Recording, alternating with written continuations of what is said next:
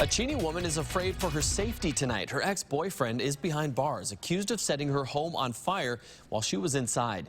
She told KXLY today she's worried he'll post bond and come after her again. David Weimer's bond was set at $500,000 in court today. He's charged with arson and attempted murder.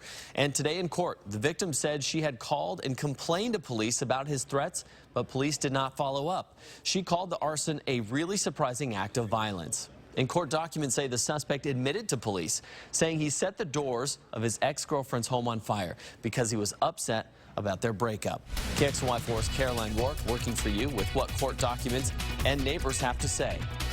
From the street, this home looks like any other on the 16,200 block of South Sherman. But the front and back doors tell a different story, one that neighbors will recount from eyewitness experience and one that investigators say can be explained by a series of threatening text messages. Linda has lived next door to the victim for almost 20 years. She didn't want to go on camera, but she told us her story today. She was home with her son on Monday night. In the house next door, the victim had turned out her lights for the night. And she said, nope, I turned him off and was watching TV, and she said that's when he struck. Linda's son was the first to hear the screams coming from outside. Somebody call 911. Somebody call 911. Her son grabbed their hose and helped put out the flames threatening their neighbor's back door. But when I walked through my yard, there was flames. It burned, you know. It's dry under there, so the gas had flowed down and then caught something. Both she and her neighbor knew right away what had happened. I know, I've met him. I don't know him. David Weimer was arrested last night. Up until about a month and a half ago, he and Linda's neighbor were dating. He told police he was upset by their breakup,